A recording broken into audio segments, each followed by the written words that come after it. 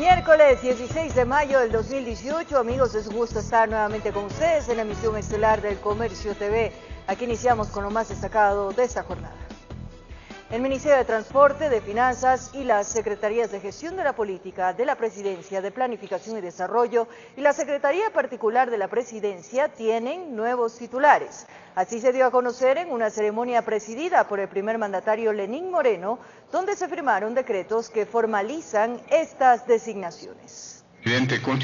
Fueron 6 los cambios que el Ejecutivo realizó dentro de su gabinete ministerial. El secretario general de la Presidencia ya no será Andrés Mideros, pues fue reemplazado mediante decreto por Eduardo Jurado. Boris Palacios será el titular encargado del Ministerio de Transporte y Obras Públicas. Paul Granda reemplazará a Miguel Carvajal en la Secretaría de la Política. Edson Romo ya no ejercerá el liderazgo de la Secretaría de Planificación y Desarrollo, pues lo hará José Augusto Briones, mientras que Juan Sebastián Roldán se encargará de la Secretaría Particular de la Presidencia. Y como ya era conocido, Richard Martínez asumirá el Ministerio de Economía y Finanzas, en reemplazo de María Elsa Viteri. Más de uno de nosotros a lo mejor prefería estar en la casa o cumpliendo actividades particulares bastante más rentables, por supuesto, que ser miembro del sector público, pero cuando la patria llama, uno debe presto acudir.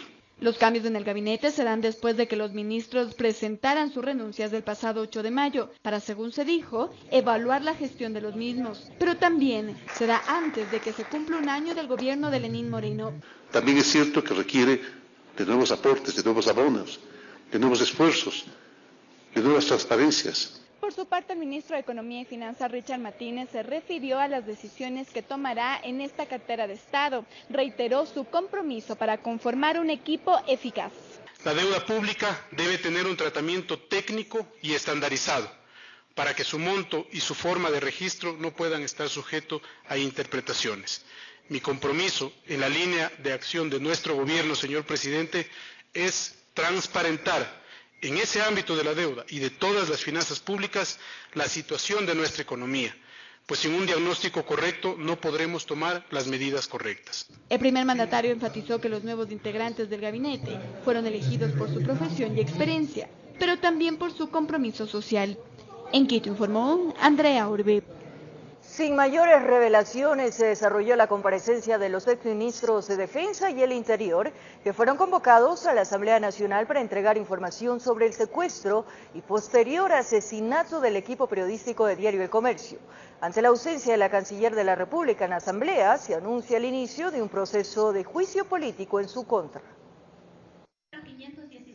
Fue una larga sesión que arrancó con el pedido de declarar la cita como reservada. El oficialismo aseguraba que era necesario, pues la información que se entregaría era sumamente delicada. Y en función del bienestar del país, invito a ustedes, queridos colegas asambleístas, para que no politicemos un tema tan delicado, sensible, pero que sí actuemos con firmeza y con mucha prudencia. Cosa que en varios sectores de la Asamblea fue rechazado, pues se aseguraba que no había motivo para declarar en reserva la sesión.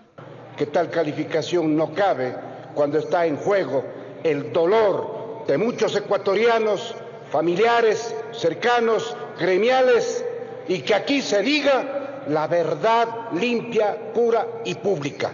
Razón por la cual el pueblo ecuatoriano tiene que saber la omisión de los exministros y la omisión de la Cancillería.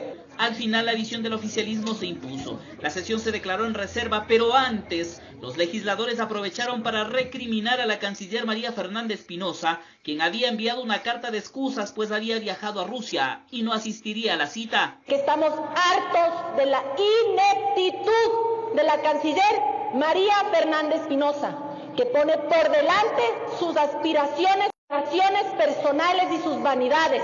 Decían que era impresentable que la canciller haya preferido viajar al exterior y no comparecer ante la Asamblea. Por ello, acá ya se anticipaba que impulsarían un enjuiciamiento político en su contra. Siento aquí mi nota de protesta frente a la insensibilidad y la vanidad de María Fernanda Espinosa, que no sé qué espera el presidente de la República para removerla de su cargo, porque desmerece la Cancillería y porque nos avergüenza a los ecuatorianos. Tras casi 3 horas de sesión y luego de las comparecencias del exministro del Interior y del exministro de Defensa, los legisladores argumentaban que la mayor parte de dudas no fueron absueltas. que aún quedan cabos sueltos y que la información que se entregaba no era nueva. Con esto coinciden los familiares de los periodistas asesinados, quienes estuvieron presentes en la sala. Lo conocíamos ya, son cosas que se han dicho, salvo algunos detalles que a nosotros nos parecen importantes y que por el carácter reservado de la reunión evidentemente no lo podemos decir, pero hay un par de detalles que nos han causado gran sorpresa de las declaraciones, sobre todo del ministro Navas. En su momento se conocerán o las dará a conocer las investigaciones que se realizan en la Fiscalía. Lo único en concreto fue que tras la comparecencia en las bancadas se anuncia el inicio de un proceso de enjuiciamiento político en contra de los exministros César Navas y Patricio Zambrano y de la canciller de la República. Y por supuesto es evidente la prioridad que le ponen algunos ministros de Estado con relación a temas que son de interés ciudadano y sobre todo generan expectativa en la población porque no se ha solucionado ese conflicto. Que los exfuncionarios y la canciller claramente han incumplido con sus funciones, aseguraban en la oposición y los correístas, y que en la crisis en frontera con el secuestro del equipo periodístico de Diario El Comercio hubo graves fallas. La consecuencia de la ausencia de la canciller por este viaje de campaña será un juicio político que ha sido anunciado ya por algunas fuerzas políticas. Nosotros apoyaremos un juicio político y lo impulsaremos. En todo caso, tras esta comparecencia no se entregaron datos nuevos o reveladores. Se espera que en los próximos días se concrete el pedido de enjuiciamiento y solo ahí se verá si este pedido tiene futuro. Informó Javier Gallo. Una delegación de familiares de los periodistas ecuatorianos asesinados continúan con su agenda en Colombia. Este martes 16 de mayo se reunieron con el Contralor General del país cafetero, Fernando Carrillo, quien se comprometió a vigilar las investigaciones para esclarecer la muerte de los 3 trabajadores de Diario El Comercio. Ricardo Rivas, Cristian Segarra y Raúl Borja mantuvieron un encuentro privado con el Procurador General de Colombia, Fernando Carrillo, a quien expusieron la necesidad de la cooperación de los estados de Ecuador y Colombia para las investigaciones del secuestro y muerte de sus seres queridos.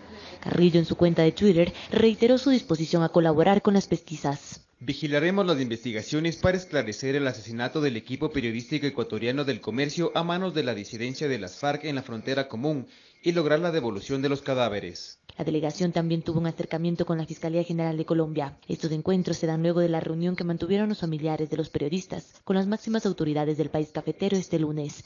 Tras el encuentro, la canciller María Ángela Holguín se comprometió a enviar una comunicación a la Comisión Interamericana de Derechos Humanos para autorizar las acciones del Comité de Investigaciones que tiene dispuesto este ente para esclarecer el crimen de los periodistas. Además, el presidente Santos ratificó su compromiso de contribuir a la transparencia en el proceso, dando la información que sea necesaria para el avance de la investigación, y finalmente el gobierno de Colombia ratificó su compromiso de hacer la mayor cantidad de esfuerzos para repatriar los cuerpos de los periodistas ecuatorianos, informó Carolina Basante. En este mismo ámbito, funcionarios de la Policía Nacional habrían estado en contacto con alias Guacho y otros miembros del Frente Oliver Sinisterra, señalado como el responsable de los atentados en San Lorenzo y el secuestro y asesinato del grupo periodístico de Diario El Comercio. La Fiscalía General investiga dichas conversaciones. El intercambio de mensajes entre alias Guacho y un alto jefe policial habría iniciado en noviembre de 2017, luego de que varios compañeros del disidente fueran arrestados en la frontera norte. En los primeros contactos se presentó Guacho y otro colaborador quien se identificó como Andrés Sinisterra. Las solicitudes de los insurgentes eran la liberación de los suyos y un delegado del gobierno para mediar. Cada mensaje iba lleno de insultos y amenazas. Hola, ¿qué más? Anoche sus tropas se metieron en mi casa y maltrataron a mi familia. Y eso es grave, panita. Aténganse a las consecuencias. Con todo y su país, su gente, civiles, militares y policías. Te dije que no se metieran con mi familia. ¡Ey, ábranse que los carros tienen combustible, pueden estallar! Amenazas que más tarde se cumplieron. Estas capturas de pantalla forman parte de las investigaciones que adelanta la Fiscalía General, en donde también reposa un documento en el que se reporta una llamada telefónica de más de 1 minuto entre un coronel de la policía y un alto jefe del grupo disidente. Este contacto habría tenido lugar el 25 de febrero. En él se solicita un alto al fuego y la desmilitarización de la frontera. Ahora se investiga si el uniformado que mantuvo este contacto telefónico lo reportó a sus superiores y también cuál y cuán cercano era el vínculo que tenía con los insurgentes, informó Carolina Basante. 5 funcionarios del Consejo de la Judicatura, entre ellos su presidente Gustavo Yalt, tendrán 4 días desde este 16 de mayo para presentar pruebas de descargo respecto al informe que conoció el Consejo de Participación Transitorio. Dicho documento podría comprometer su continuación en el cargo. Deberán enviar sus pruebas de descargo de manera escrita y con ese documento, Gustavo Yalc, Néstor Arbito, Ana Peralta, Rosa Jiménez y Alejandro Subía, funcionarios del Consejo de la Judicatura, podrán refutar los resultados del informe técnico de la evaluación que lleva a cabo el Consejo de Participación Ciudadana y Control Social Transitorio. Hasta el 22 de mayo termina el plazo que tienen, el término que tienen los señores miembros del Consejo de la Judicatura para dar su respuesta a la notificación que se le va a hacer el día de hoy. Esta decisión se da después de que el Pleno del Consejo de Participación Transitorio aprobara el proyecto de resolución preparado por la Comisión Técnica sobre la evaluación al Consejo de la Judicatura, el mismo que aún tiene carácter reservado. Una vez que tengamos la respuesta de ellos, fijaremos fecha para la audiencia que será pública, en la que se le da la resolución final. Una vez que se cumpla el proceso, se iniciará la etapa de apelación e impugnación. Digo que después de recibida la contestación al informe actual por parte de los señores miembros del Consejo de la Judicatura, fijaremos la fecha de esa audiencia, que no puede ser sino dentro de 3 a 10 días.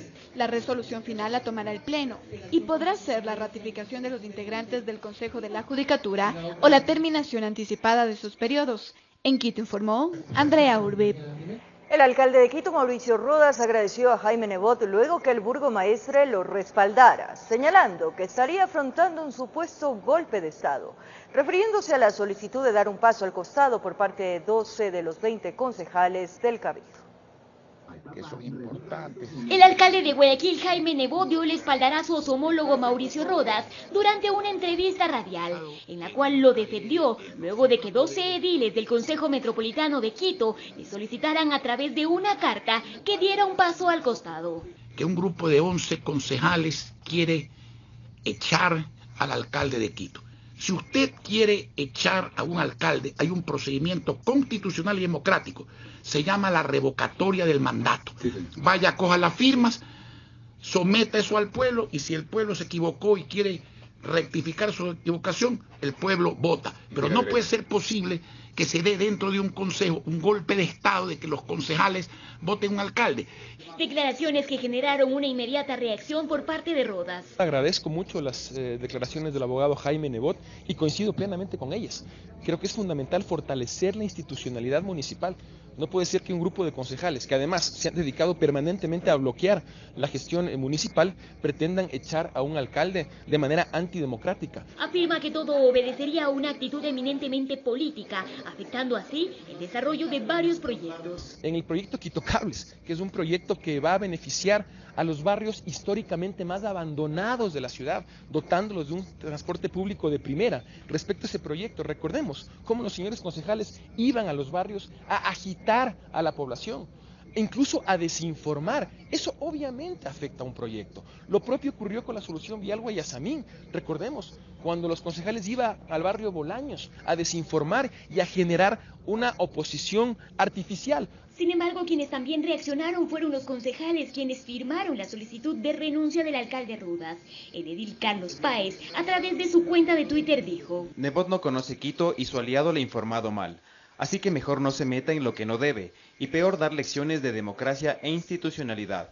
Los 12, no 11 concejales, actuamos en apego a la ley y poniendo por delante los intereses de la ciudad y sus ciudadanos. Fue la semana pasada que los concejales pidieron al alcalde que dé un paso al costado, por considerar que el burgomaestre habría demostrado incapacidad para guiar la ciudad, además de la crisis institucional que afectaría debido a que la Fiscalía investiga presuntos actos de corrupción de altos funcionarios municipales y de 2 ediles aliados a Rodas. El alcalde no garantiza un proceso transparente de lucha contra la corrupción, como tampoco la rectificación de su pobre e ineficiente desempeño. Si Rodas no puede hacerlo, es momento que dé un paso al costado. En Quito informó Adriana Rojas. El anterior gobierno ecuatoriano invirtió alrededor de $5 millones para proteger a Julian Assange en la Embajada de Ecuador en Londres. Así lo dio a conocer un diario británico en una investigación especial. Los recursos se habrían invertido con inteligencia y contrainteligencia. Sería el resultado de 3 meses de investigación en el que participó un equipo del diario británico The Guardian y el activista político Fernando Villavicencio, donde se revela que se invirtieron $5 millones para proteger a Julian Assange en la Embajada de Ecuador en Londres.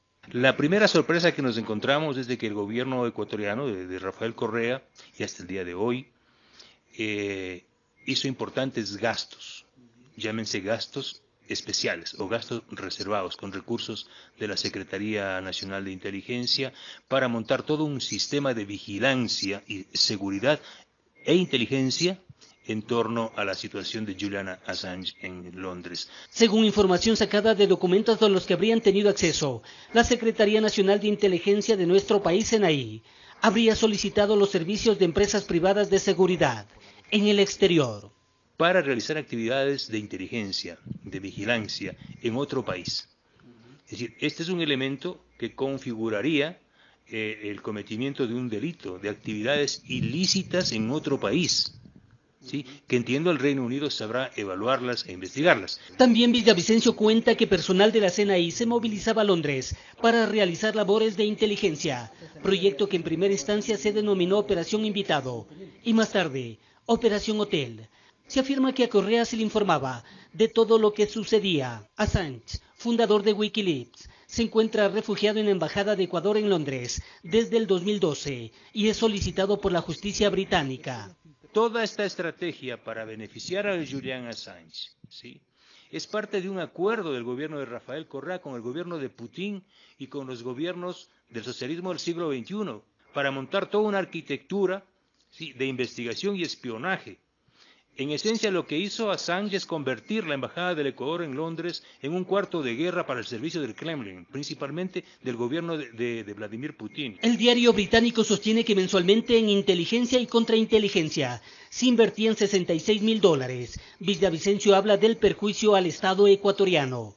En el tema de gastos reservados utilizados por la Secretaría de Inteligencia ya se configura un delito de peculado, por lo que la Contraloría General del Estado tiene que hacer un examen más amplio. Informó Héctor Romero. Atención, tras 2 días de audiencia de juicio, el Tribunal de Garantías Penales de Pichincha sentenció a 1 año de pena privativa de libertad y al pago de una multa de 4 salarios básicos unificados al perito José Luis F., después de que se comprobara su responsabilidad en el delito de fraude procesal en el caso Odebrecht. El 23 de junio de 2017, el perito realizó la transcripción de los audios que se encontraban en un pendrive que formaba parte de las evidencias del proceso que se sigue en contra del excontralor por el presunto delito de concusión en el caso Odebrecht. En ese informe, el procesado habría sustituido el nombre de Jorge Glass por el de Lazo, ocultó los nombres de José Santos, Ricardo Rivera y también omitió palabras como Daule, Vinces, entre otras irregularidades. Las reformas a la Ley Orgánica de Educación Superior son percibidas como positivas por analistas académicos. Por ejemplo, la calificación de educación de tercer nivel a institutos técnicos y tecnológicos. Son algunos de los cambios considerados importantes. Sobre estos puntos, algunos ciudadanos creen que esto contribuirá a mejorar las oportunidades de quienes desean seguir estudiando. Elizabeth Paredes cree que la educación universitaria le brinda a quienes desean estudiar limitadas opciones de carreras a seguir. Sin embargo, asegura que la educación técnica y tecnológica puede abrir un abanico de oportunidades profesionales para quienes intentan conseguir un título de tercer nivel. Más incentivo para los jóvenes de ahora, que están muchos de ellos sin estudiar. Esto, según afirma Daniela García, le permitiría a EDA profesionalizarse en algo que en realidad tenga afinidad. Por ejemplo, a nosotros nos gusta algo y podemos estudiarlo, o sea, no podríamos tenerle como un tipo de trabajo, sino como una profesión a gusto de nosotros. Y ahora eso podrá ser una realidad, ya que este pasado 15 de marzo la Asamblea Nacional aprobó el proyecto de reformas a la Ley de Educación Superior. Entre otros puntos, considera institutos técnicos, tecnológicos, pedagógicos, de artes y conservatorios superiores como institutos tecnológicos universitarios. Lo que hace es reconocer a la formación técnica y tecnológica como una parte específica de tercer nivel. Según el consejero del Consejo de Educación Superior, CES, Marco Navas, esto respondería a la demanda de incrementar el acceso de ciudadanos a estudios superiores, así como al desafío de que estos futuros profesionales respondan a los intereses de desarrollo del país. La idea es esa, o por lo menos que homologue, digamos, no igualar las condiciones, pero homologarlas. Porque digamos que una empresa necesita personal de tal perfil. Entonces, esa empresa decidirá si es un personal que, digamos, sale con un perfil de egreso de una carrera más tradicional o sale con unas competencias y un perfil de egreso relacionado con la formación técnica. Según Navas, países europeos como por ejemplo la experiencia alemana han mostrado que la formación dual de tipo tecnológico y técnico son pertinentes en cuanto a la oferta empresarial. La oferta de formación es complementaria a la posibilidad de que el sector productivo reciba a esos profesionales. Entonces, ese es el reto. Según el CES, actualmente habrían 1.500 o 2.000 carreras de tipo técnico-tecnológico. 350 más estarían por aprobarse. Por ejemplo, tecnologías en ciberseguridad o infantería de marina. Entre públicos y privados, en el país existirían 278 institutos superiores. Informó Javier Rosero. Ahora les contamos que el gobierno israelí rechaza el comunicado de prensa de la Cancillería ecuatoriana que cuestiona el accionar de esta nación tras los hechos de sangre en la Franja de Gaza. Patricio Zuquilanda, ex embajador del Ecuador en Egipto, también pide mesura a las autoridades.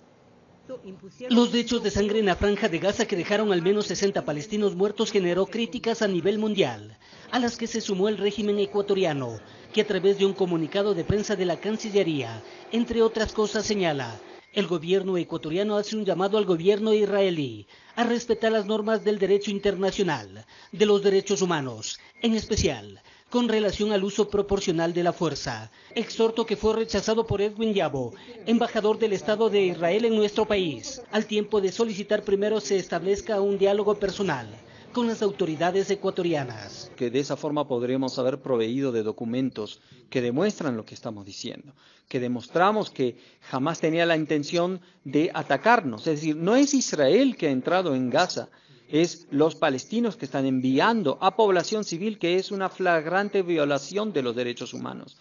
El embajador israelí también cuestiona la actitud de la comunidad internacional. Resalta que lo único que hacen es defenderse. Es nuestro derecho y nuestro deber. Estamos defendiendo las fronteras de Israel y lo hacemos de tal forma que no hayan bajas de ninguno de los dos lados. Y ahí está la diferencia, mire. La organización terrorista Hamas lo que quiere es el máximo de víctimas y de bajas en ambos lados. Nosotros intentamos evitar las bajas en ambos lados. Israel cuenta con el apoyo de los Estados Unidos. Patricio Zuquilanda fue embajador de Ecuador en Egipto por casi 5 años. Con esa experiencia tiene una visión más amplia de lo que ocurre en Medio Oriente. Este es un problema larguísimo que viene desde 1948. Cuando se declara la vigencia y la permanencia y la independencia del Estado de Israel en esta zona, aduciendo evidentemente que toda esa zona era israelí, históricamente. Ellos hablan inclusive de textos bíblicos que les dan derechos. Los palestinos a su vez dicen lo contrario, dicen que esa zona también era territorio de ellos, y ahí se inicia el conflicto. Zuquilanda tampoco está de acuerdo con parte del comunicado emitido por la Cancillería ecuatoriana. No nos podemos lanzar ideológicamente a calificar situaciones que definitivamente no están en nuestras manos solucionar, sino dentro del contexto de las Naciones Unidas, que es el foro adecuado donde se deben discutir estos temas. Al ex embajador le preocupa que pronunciamientos como este le puedan traer repercusiones negativas a Ecuador, de grandes potencias económicas que desistirían de invertir. Informó Héctor Romero. Es un placer, amigos, seguir con ustedes aquí en El Comercio TV. Como lo anunciamos, familiares del militar desaparecido en la zona de Tovar Donoso llegaron hasta Esmeraldas para seguir de cerca el caso. El cabo segundo de infantería fue visto por última vez la noche del pasado sábado en un bar de la parroquia limítrofe. Una nube de misterio encierra la desaparición del militar Wilson David y la Quiche Gavilanes, quien fue visto por última vez la noche del pasado sábado en la parroquia Tovar Donoso, en la frontera con Colombia. El cabo segundo estaba asignado al destacamento ecuatoriano ubicado a 1 kilómetro del centro de la población. Según el parte del oficial encargado, 4 uniformados habrían salido a libar en un bar. 3 de ellos fueron localizados buscando a su amigo. Búsqueda que continúa sin resultados. No tiene nada que ver con algún operativo o que haya estado en funciones. Él estuvo en su tiempo libre. El señor por su propia cuenta salió del destacamento. La madre del uniformado, acompañada de varios familiares, llegó hasta la ciudad de Esmeraldas para denunciar en la fiscalía y la DINASED la desaparición de su hijo. Los parientes están angustiados, no hay rastro alguno de dónde puede estar. Sabe que está desaparecido, es algo caso bien complicado. No tenemos ninguna razón más, solo sabemos que han sido 4 chicos que han estado ahí, de los 4, los 3 están aquí incluso en el cuartel, y solo mi hijo es el que no aparece. El militar era oriundo de la ciudad de Valencia, tiene 2 hijos. En ocasiones a los parientes cercanos se les cruza por la cabeza que pudo haber sido secuestrado, supuestamente lo vieron acompañado de una mujer, pero qué rumbo tomaron como que nadie sabe. ¿O no quieren decir? Mi hijo se fue con una chica que apareció ahí, que conoció ahí, nada más. Sí, solo esa me dijeron, nada más, no tienen más información. Agentes de la DINASED y militares han organizado patrullajes para buscarlo, pero sin resultados. A Tovar Donoso le divide de Colombia solo el río. En la zona del vecino país operan grupos armados disidentes de las FARC. No se deje de buscar para que se siga buscando con la misma fuerza que lo están haciendo hoy en día. Los otros 3 uniformados que lo acompañaban rindieron su versión en la Fiscalía de Esmeraldas. A Tovar Donoso solo se puede acceder por vía aérea o por agua. En este escenario, por ahora, la familia se ve impedida de llegar a la población fronteriza. Informó Iván Casamen. En este tema, mediante un comunicado, el Ministerio de Defensa informa que elementos de la Policía y Ejército Nacional continúan realizando las investigaciones y búsqueda del militar y que se informará oportunamente los avances del proceso. Ahora recorremos el país. 6 personas fueron detenidas en un operativo que desarticuló una banda delincuencial que se dedicaba al delito contra la propiedad privada en la provincia del Oro. Fueron 5 los allanamientos ejecutados en diferentes inmuebles del cantón Machala y Pasaje. La consigna que tenían los agentes de la Unidad de Investigación Antidelincuencial de la Policía Nacional era capturar a 6 integrantes de una presunta organización delictiva que operaba bajo la modalidad de asalto y robo a mano armada. Bajo las amenazas, identificar a las personas, planificar los robos a domicilios, robos a unidades económicas y robo a ejes viales. 6 personas de nacionalidad ecuatoriana fueron detenidas, entre ellas el líder de la banda, alias Peter. Persona que utilizaba su discapacidad para efectivamente planificar, ser la persona ejecutora de los actos ilícitos, así como también servía las funciones de mensajero. 2 meses de labores de inteligencia permitió determinar que esta red operaba en diferentes cantones de la provincia de El Oro. Para ello, elegían y estudiaban los movimientos y la vulnerabilidad de sus víctimas. Los delitos contra la propiedad que ellos realizaban era utilizando armas de fuego, amedrentando a las personas con la finalidad de cometer su objetivo, que son los delitos contra la propiedad, específicamente los robos. Vehículos, electrodomésticos, armas de fuego y municiones constan como indicios dentro de la acción denominada Objetivo 54. Los aprehendidos fueron llevados hasta el comando policial para los trámites de ley correspondientes. Desde Machala, informó Karina Valdivieso.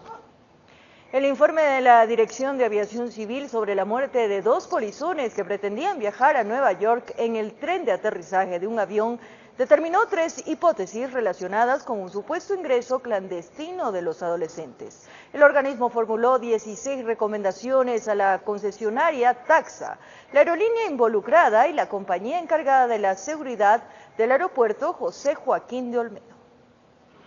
3 meses después de la muerte de 2 adolescentes que se habían colado como polizones en el tren de aterrizaje posterior de un avión, la DAC divulgó las conclusiones de su informe técnico que básicamente determinó 3 hipótesis sobre un hecho en el que se vulneraron todos los anillos de seguridad. De llegar a determinar justamente qué fue lo que pasó, por dónde nos vulneraron, ¿por qué nos vulneraron? Pudieron haber accedido furtivamente al tren de aterrizaje posterior en el punto de espera de la aeronave, lo que significa en la cabecera norte del aeropuerto. El avión había llegado desde Perú y hacía escala en Guayaquil para luego salir a Nueva York.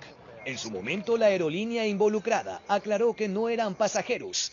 Entrevistaron a 29 personas y se analizaron 500 horas de grabaciones efectuadas por 358 cámaras, pero no pudieron ver más allá de las sombras de los adolescentes. El aeropuerto cuenta con un circuito de televisión que actualmente es analógico.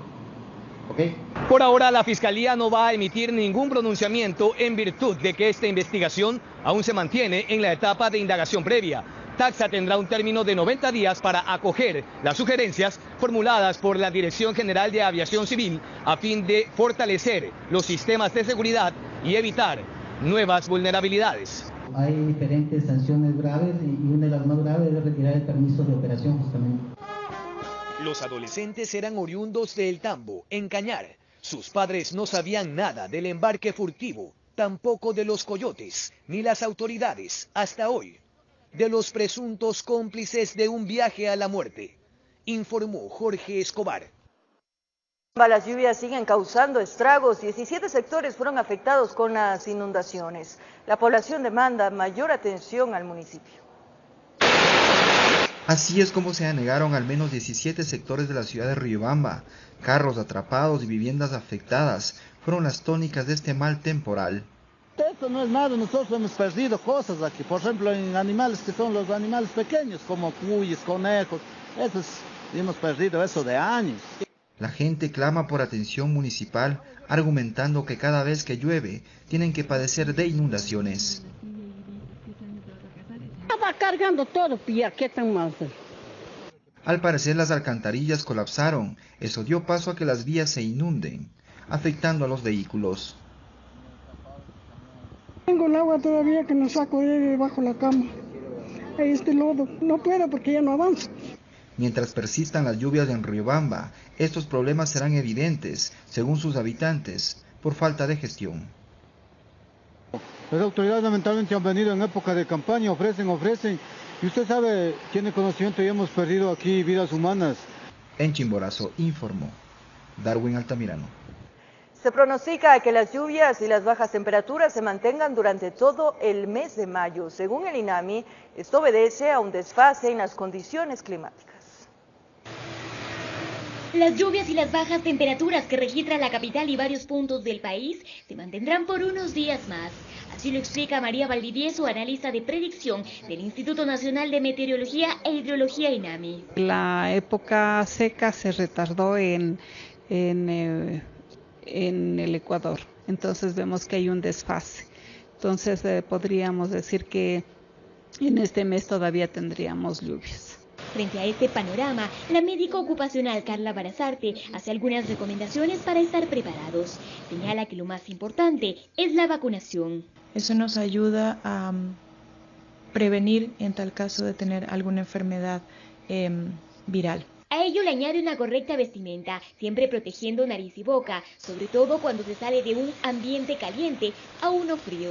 Siempre mantenernos abrigados y cubiertos de la lluvia, con algunos protectores en nuestros pies, zapatos adecuados, paraguas. Lavarse constantemente las manos es otro importante consejo para evitar el contagio de gripes u otras enfermedades virales. Al momento en que estamos en contacto con otras personas que estén enfermas, la persona que está enferma debe evitar estornudar o limpiarse, lavarse las manos frecuentemente para evitar el contagio a través de fomites con otras personas. En caso de presentar síntomas de alguna enfermedad respiratoria o viral, recomiendan no automedicarse y acudir al centro de salud más cercano, además de ser responsable al momento de estar en contacto con otras personas. Pero evitar usar las manos para estornudar, sino usar nuestro antebrazo. De esa manera evitamos a través de nuestras manos contagiar a otras personas. También sería usar geles antibacteriales o